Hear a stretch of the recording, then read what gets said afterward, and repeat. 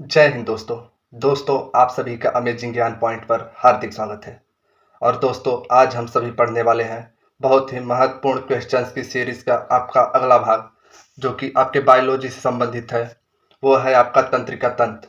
दोस्तों तंत्रिका तंत्र यानी कि नर्वस सिस्टम के जितने भी प्रश्न हैं और जो भी आपकी परीक्षा के लिए बहुत महत्वपूर्ण है, वो सारे इस वीडियो में कवर किए गए हैं। तो दोस्तों आपको ध्यान देना है कि क्वेश्चंस बहुत ही वेरी वेरी इंपॉर्टेंट हैं। तो दोस्तों वीडियो आपको पूरा देखना है। और दोस्तों अगर आप चैनल पर नए हैं तो चैनल को जरूर सब्सक्राइब करें। तो चलिए दोस्तों वीडियो को स्टार्ट करते हैं। अब आपका जो पहला प्रश्न है वह यह है, आपसे पूछा जा रहा है कि रेटिना के फोविया सेंट्रलिस किसके लिए संवेदी होते हैं। दोस्तों क्वेश्चन में आपसे पूछा जा रहा है कि रेटिना के फोविया सेंट्रलिस किसके लिए संवेदी होते हैं। अब आपके ऑप्शंस है धुंधला प्रकाश, रंगीन एवं धुंधला प्रकाश, ऑप्शन सी है विसरित प्रकाश तथा ऑप्शन डी है आपका रंगीन प्रकाश। तो दोस्तों आपको ध्यान देना है कि जो रेटिना के फोविया सेंट्रलिस हैं वो रंगीन प्रकाश के लिए संवेदी होते हैं। आपको ये ध्यान देना है, यानी कि इसमें जो आपका सही आंसर हो जाएगा वह हो जाएगा ऑप्शन डी। दोस्तों आपको डायग्राम में देख लेना है, यह है हमारे आंख का भाग और ये आपका देख लीजिए, ये है आपका फोविया सेंट्रलिस। इसे आपको ध्यान देना है जो कि रेटिना का भाग है। अब दोस्तों आपको आगे की पॉइंट में ये ध्यान देना है कि फोबिया तेज केंद्रीय दृष्टि, जिसे हम लोग फोबियन विजन भी कहते हैं, वह तेज केंद्रीय दृष्टि के लिए जिम्मेदार है और जो पढ़ने, ड्राइविंग और किसी भी गतिविधि के लिए बहुत जरूरी है, जहां दृश्य वितरण प्राथमिक महत्व का है। आपको ये ध्यान देना है। अब दोस्तों आपका जो अगला क्वेश्चन है वह यह है कि एंडोलिम्फ नामक द्रव्य भरा होता है। आपके ऑप्शन है अंतःकरण में, नेत्रों के पश्चवेश में, ऑप्शन सी है निडोब्लास्ट में तथा ऑप्शन डी है साइनोवियल गुहा में। दोस्तों क्वेश्चन में आपसे पूछा जा रहा है एंडोलिम्फ नामक द्रव्य भरा होता है। आपके ऑप्शंस जो हैं उसमें आपका सही आंसर हो जाएगा वह हो जाएगा ऑप्शन ए, यानी कि एंडोलिम्फ नामक जो द्रव्य भरा होता है वह अंतःकरण में भरा होता है। आपको ये ध्यान देना है। अब दोस्तों आपको देख लेना है कि ये है आपका कान का जो डायग्राम, उसमें आप लोग देख लीजिए। दोस्तों आप लोग इस डायग्राम में देखिए कि ये जो है वह आपका पिन्ना है। जो कान का बाहरी भाग होता है उसे हम लोग पिन्ना के नाम से जानते हैं तथा यह कान का आउटर भाग होता है। आपको ये ध्यान देना है। अब दोस्तों आगे आपको ये ध्यान देना है कि यह जो पार्ट है वह आपका मिडिल पार्ट है कान का। आपको ये ध्यान देना है तथा ये जो है यह इनर पार्ट है कान का। आपको ये भी ध्यान देना है। और दोस्तों आपके कान के अंतःकरण में यानी कि इनर ईयर में एंडोलिम्फ भरा होता है। आपको ये ध्यान देना है। अब दोस्तों आपका जो अगला क्वेश्चन है वह यह है कि रेटिना का वह भाग जिसमें शलाका और शंकु कोशिकाएं नहीं होती। दोस्तों मोस्ट इंपॉर्टेंट क्वेश्चन है। आपसे पूछा जा रहा है कि रेटिना का वह भाग जिसमें शलाका और शंकु कोशिकाएं नहीं होती। आपके ऑप्शन है अंध बिंदु यानी कि ब्लाइंड स्पॉट, काला बिंदु यानी ब्लैक स्पॉट, येलो स्पॉट तथा ऑप्शन डी है आपका रेड स्पॉट। तो दोस्तों इसमें आपको ध्यान देना है कि जो रेटिना का भाग ब्लाइंड स्पॉट होता है उसमें शलाका और शंकु नामक कोशिकाएं नहीं होती। आपको ये ध्यान देना है। अब दोस्तों की पॉइंट में आपको ये ध्यान देना है कि रेटिना आंख की सबसे आंतरिक परत होती है। दोस्तों आपको आगे ये ध्यान देना है कि शलाका और शंकु दृष्टि में सहायता करते हैं। आपको ये ध्यान देना है। और शलाका कोशिकाएं रात्रि की दृष्टि में और शंकु कोशिकाएं दिन के प्रकाश में दृष्टि में शामिल होती हैं। आपको ये ध्यान देना है। आपको इसमें यह ध्यान देना है कि यहाँ पर जो ब्लाइंड स्पॉट है आपको ये ध्यान देना है। अब दोस्तों आपका जो अगला क्वेश्चन है आपसे पूछा जा रहा है कि मस्तिष्क में प्यास का केंद्र स्थित होता है। दोस्तों आपके ऑप्शन है सेरेब्रम, ऑप्शन बी है सेराबेलम, दोस्तों आपका ऑप्शन सी है हाइपोथैलेमस, ऑप्शन डी है पीयूष ग्रंथि। तो दोस्तों क्वेश्चन में आपसे पूछा जा रहा है कि मस्तिष्क में प्यास का केंद्र स्थित होता है। आपके ऑप्शन के हिसाब से जो आपका सही आंसर हो जाएगा वह हो जाएगा ऑप्शन सी। आपको ये ध्यान देना है कि हाइपोथैलेमस में प्यास का केंद्र स्थित होता है। आपको ये ध्यान देना है। और दोस्तों आगे आपको की पॉइंट में ये ध्यान देना है कि हाइपोथैलेमस द्वारा शरीर के तापमान यानी कि टेम्परेचर और खाने पीने की चीजों का भी नियंत्रण होता है। आपको ये ध्यान देना है।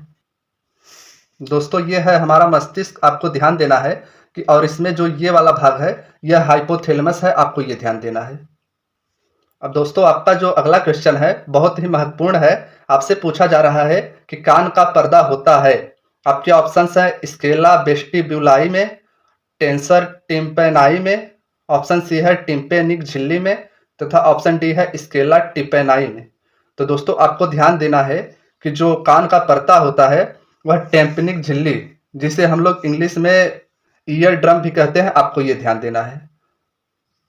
दोस्तों ये है हमारे कान का डायग्राम। आपको इसमें ये ध्यान देना है कि जो टिम्पेनिक झिल्ली है उसी को ईयर ड्रम इंग्लिश में बोलते हैं। तो आपको ये ध्यान देना है कि इसमें जो आपका ईयर ड्रम है वह यहाँ स्थित है, आपको ये ध्यान देना है। अब दोस्तों की पॉइंट में आपको ये ध्यान देना है कि टेम्पेनिक मेम्ब्रेन, जिसे हम लोग टिम्पेनिक झिल्ली भी कहते हैं, को ही ईयर ड्रम के नाम से जाना जाता है और यह बाहरी कान को मध्य कान से अलग करता है, आपको ये भी ध्यान देना है। और आगे आपको ये ध्यान देना है कि जब ध्वनि तरंगे टेम्पेनिक झिल्ली तक पहुंचती हैं तो वे इसे कंपन करने का कारण बनती है और कंपन तक मध्य कान में छोटी हड्डियों में स्थानांतरित हो जाती है, आपको ये ध्यान देना है। अब दोस्तों आपका जो अगला क्वेश्चन है, आपसे पूछा जा रहा है कि माइलिन परत ढकती है। आपके ऑप्शन है तंत्रिका तंतु को, ऑप्शन बी है पेशी तंतु को, ऑप्शन सी है कंडरा को, तथा ऑप्शन डी है कोलेजन तंतु को।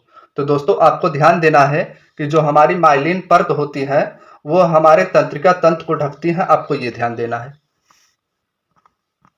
अब दोस्तों आपका जो अगला क्वेश्चन है वह यह है कि मनुष्य के मस्तिष्क का बाह्य आवरण होता है। आपके ऑप्शन है पायामेटर, ऑप्शन बी है इरेक्नॉइड, ऑप्शन सी है कोराइड, तथा ऑप्शन डी है ड्यूरामेटर। तो दोस्तों आपको ध्यान देना है कि इसमें जो आपका सही आंसर हो जाएगा वह हो जाएगा ऑप्शन डी, यानी कि मनुष्य के मस्तिष्क का जो बाह्य आवरण होता है वह होता है ड्यूरामेटर, आपको ये ध्यान देना है।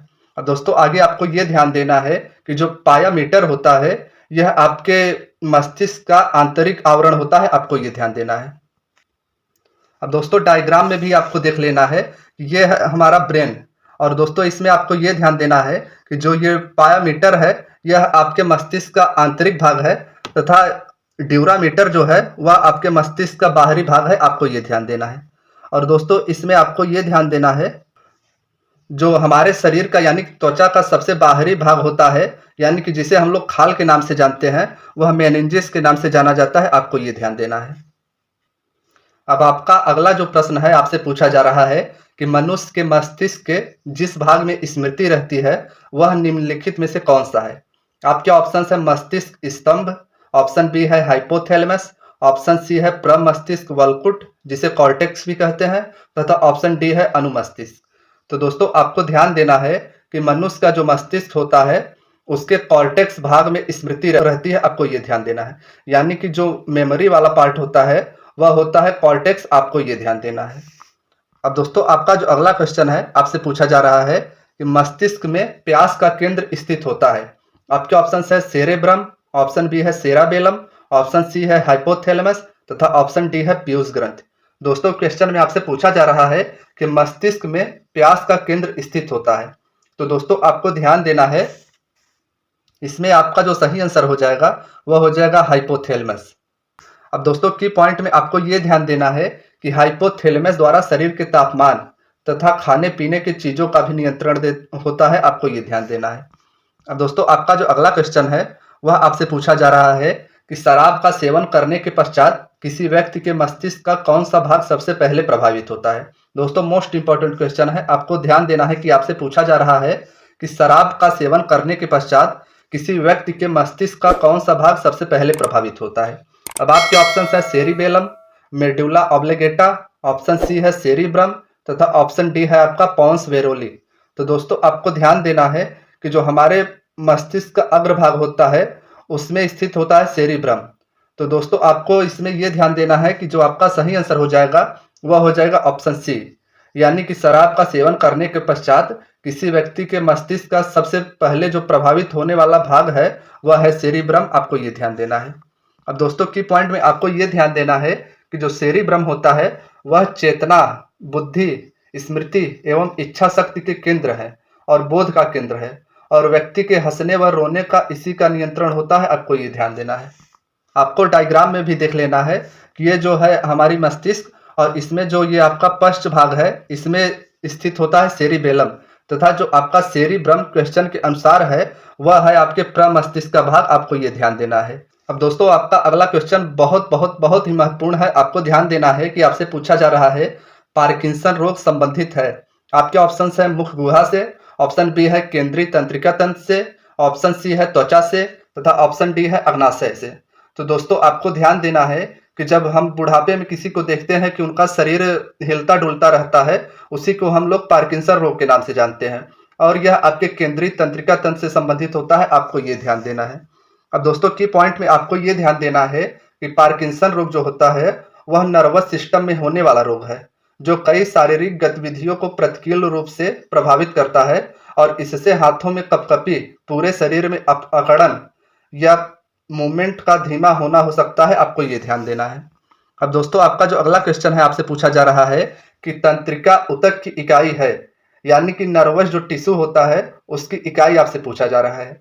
आपके ऑप्शन है तंत्रिका तंतु यानी कि नर्व फाइबर, ऑप्शन बी है न्यूरोग्लिया, ऑप्शन सी है तंत्रिका कोशिका यानी कि न्यूरॉन्स तथा ऑप्शन डी है पेशिया यानी कि मसल्स। तो दोस्तों इसमें आपको ध्यान देना है कि जो हमारी तंत्रिका टिश्यू होती है इनकी इकाई हो जाएंगी तंत्रिका कोशिका, आपको ये ध्यान देना है।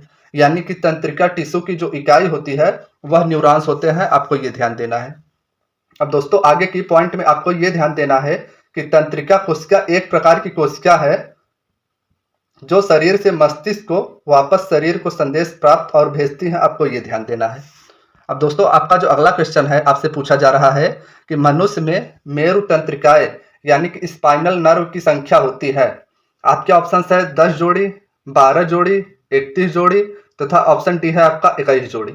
तो दोस्तों आपको ध्यान देना है कि जो मनुष्य में मेरु तंत्रिकाएं होती है इनकी संख्या 31 जोड़ी होती है, आपको ये ध्यान देना है। यानी कि इसमें जो आपका सही आंसर हो जाएगा वह हो जाएगा ऑप्शन सी। अब दोस्तों की पॉइंट में आपको ये ध्यान देना है कि सभी मेरु रज्जु तंत्रिकाएं यानी कि सर्विकल नर्व्स शरीर के विभिन्न भागों में फैली रहती हैं जो विभिन्न अंगों के कार्य तथा संवेदनाओं यानी कि सेंसेशन को नियंत्रित करती हैं, आपको ये ध्यान देना है। तो आपको इसमें देख लेना है कि यह है आपका स्पाइनल कॉर्ड और नर्व स्ट्रक्चर। दोस्तों आपका जो अगला क्वेश्चन है आपसे पूछा जा रहा है कि मस्तिष्क में गंध ज्ञान का केंद्र है। अब आपके ऑप्शन है प्रमस्तिष्क, घ्राण पालिया, ऑप्शन सी है मध्य मस्तिष्क तथा ऑप्शन डी है अनुमस्तिष्क। तो दोस्तों आपको ध्यान देना है कि जो हमारी मस्तिष्क होती है इनमें जो गंध का ज्ञान होता है वह होता है घ्राण पालियों में, आपको ये ध्यान देना है। ये है हमारा डायग्राम, आपको ये ध्यान देना है।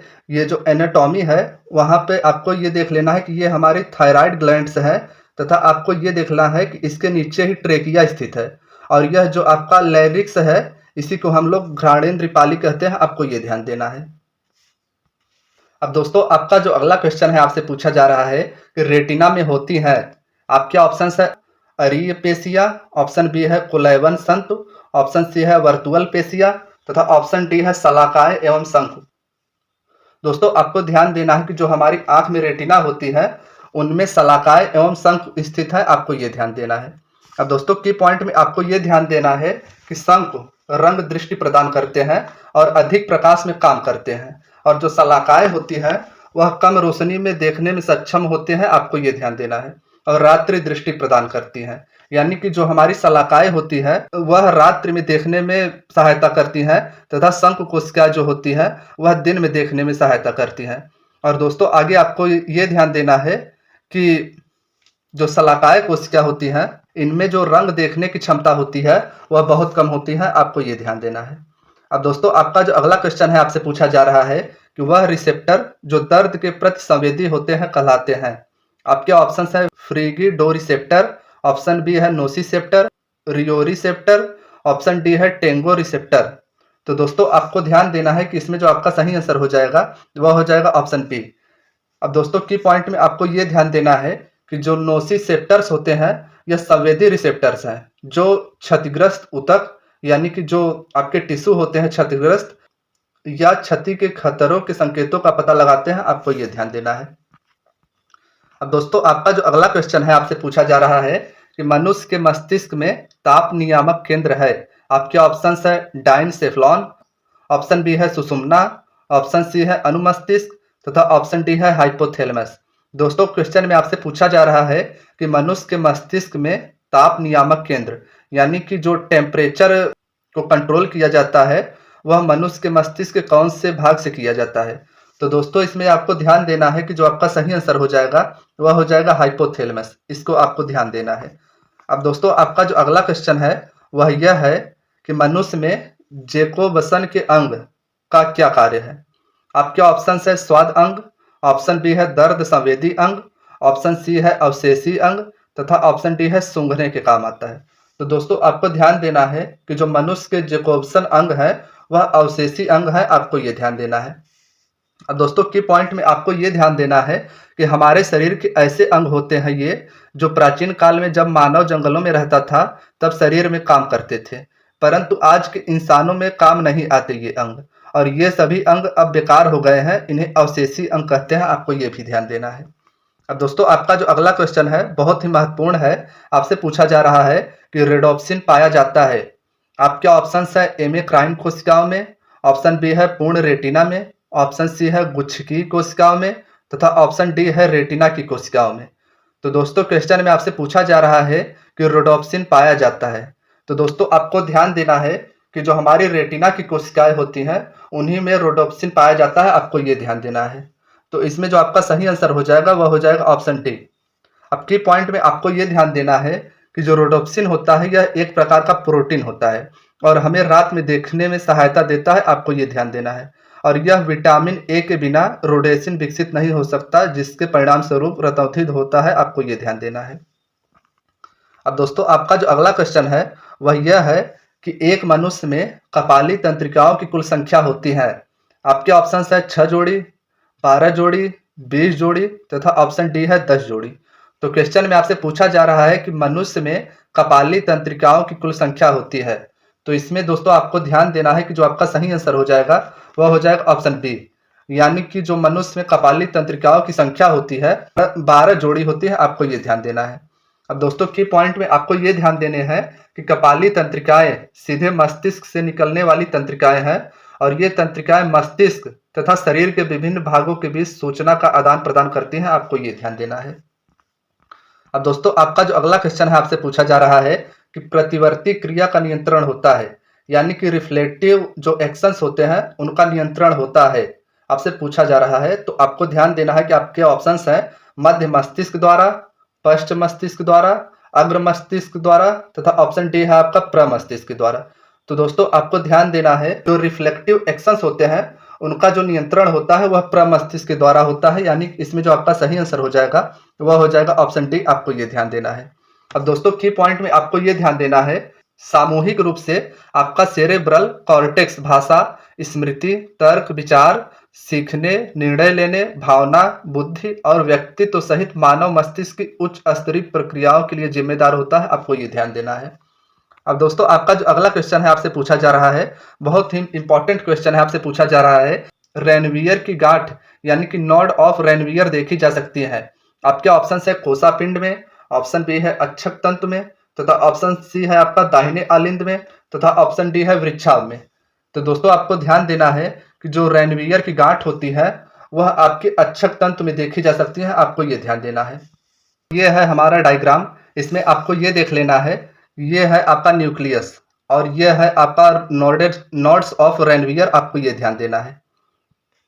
तो आपका अगला क्वेश्चन आपसे पूछा जा रहा है कि तंत्रिका तंत्र विकसित होते हैं। आपके ऑप्शन है एंडो से, एक्टोडर्म से, ऑप्शन सी है इन सभी से तथा ऑप्शन डी है मीसोड से। तो दोस्तों आपको ध्यान देना है कि जो तंत्रिका तंत्र विकसित होती है वो एक्टोडर्म से होती है, आपको ये ध्यान देना है। तो इसमें जो आपका सही आंसर हो जाएगा वह हो जाएगा ऑप्शन बी। अब दोस्तों की पॉइंट में आपको ये ध्यान देना है कि जो एक्टोडर्म होती है वह त्वचा, मस्तिष्क, रीढ़ की हड्डी, सब कोर्टेक्स, कोर्टेक्स और परिधि नसों, पीनियल ग्रंथि, पिट्यूटरी ग्रंथि तथा बाल, नाखून, पसीने की ग्रंथियां, कार्निया, दांत, नाक की श्लेष्मा झिल्ली को जन्म देती हैं, आपको ये ध्यान देना है। अब दोस्तों आपका जो अगला क्वेश्चन है वह यह है कि मनुष्य के मस्तिष्क का भार होता है। आपके ऑप्शन है 4000 ग्राम, 1300 ग्राम, 1000 ग्राम तथा ऑप्शन डी है आपका 1500 ग्राम। तो दोस्तों आपको ध्यान देना है कि जो मनुष्य का मस्तिष्क होता है इसका भार 1300 ग्राम होता है, आपको ये ध्यान देना है। दोस्तों कहीं कहीं पे आपको 1300 से 1350 भी दिया जा सकता है, तो आपको इसमें कंफ्यूजन नहीं होना है। तो आपके ऑप्शंस के हिसाब से आपका जो सही आंसर हो जाएगा उसे आपको मारना है, आपको ये ध्यान देना है। अब दोस्तों आपका जो अगला क्वेश्चन है आपसे पूछा जा रहा है कि स्तनधारियों की त्वचा के निश्चित भागों में पाई जाने वाली पेसिनियन देहाड़ु है। आपके ऑप्शन है ग्रंथिल प्रकार यानी कि ग्लैंड टाइप, ऑप्शन बी है आपका एनकैप्युलेटेड स्पर्शग्राही, ऑप्शन सी है नग्न स्पर्शग्राही तथा ऑप्शन डी है आपका दर्दग्राही यानी कि पेन रिसेप्टर। तो दोस्तों आपको ध्यान देना है कि इसमें जो आपका सही आंसर हो जाएगा वह हो जाएगा ऑप्शन डी, यानी कि जो स्तनधारियों की त्वचा के निश्चित भागों में पाई जाने वाली पेसिनियम देहाड़ु है वह पेन रिसेप्टर है, आपको ये ध्यान देना है। अब दोस्तों आपका जो अगला क्वेश्चन है आपसे पूछा जा रहा है कि मिशनर के देहाड़ु स्थित होते हैं। आपके ऑप्शन है टॉन्सिल्स में, ऑप्शन बी है त्वचा में, ऑप्शन सी है अमाशय की दीवार में तथा ऑप्शन डी है कॉकलिया में। तो दोस्तों आपको ध्यान देना है कि जो मिशनर के देहाड़ होते हैं यह त्वचा में स्थित होते हैं, आपको ये ध्यान देना है कि इसमें जो आपका सही आंसर हो जाएगा वह हो जाएगा ऑप्शन बी। अब दोस्तों आपका जो अगला क्वेश्चन है आपसे पूछा जा रहा है कि निम्न में से किस जीव की आंखों में सिर्फ शलाकाएं पाई जाती हैं। शलाकाएं यानी कि रॉड्स पाई जाती हैं। अब आपके ऑप्शन है उल्लू, मुर्गी, कबूतर तथा ऑप्शन डी है गिलहरी। तो दोस्तों आपको ध्यान देना है कि जो उल्लू होता है उनकी आंखों में सिर्फ शलाकाएं पाई जाती हैं, इसीलिए ये दिन में नहीं देखती हैं। तो आपको ध्यान देना है कि जो उल्लू की आंखें होती हैं उनमें सिर्फ शलाकाएं पाई जाती हैं, आपको ये ध्यान देना है। यानी कि अगर आपको ये ध्यान देना है कि उल्लू की आंखों में शंख कोशिकाएं नहीं पाई जाती हैं, इसलिए ये दिन में नहीं उड़ पाती हैं तथा नहीं देख पाती हैं, आपको ये ध्यान देना है। अब दोस्तों आपका जो अगला क्वेश्चन है वह यह है कि तीसरा वेंट्रिकल उपस्थित होता है। आपके ऑप्शन है यकृत में, वृक्क में, मस्तिष्क में तथा ऑप्शन डी है हृदय में।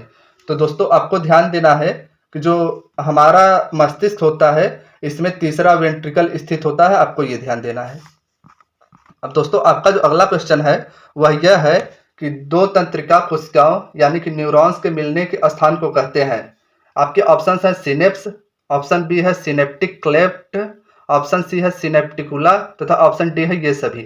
तो दोस्तों आपको ध्यान देना है कि जो तंत्रिका कोशिकाएं यानी कि न्यूरॉन्स के मिलने का स्थान होता है वह सिनेप्स होता है, आपको ये ध्यान देना है। तो दोस्तों ये थी आज की आपकी वीडियो। दोस्तों वीडियो आपको कैसे लगी हमें कमेंट करके अवश्य बताएं, और दोस्तों अगर वीडियो अच्छी लगी हो तो वीडियो को लाइक अवश्य करें, और अगर दोस्तों अगर आप चैनल पर नए हैं तो प्लीज़ चैनल को जरूर सब्सक्राइब करें। धन्यवाद दोस्तों।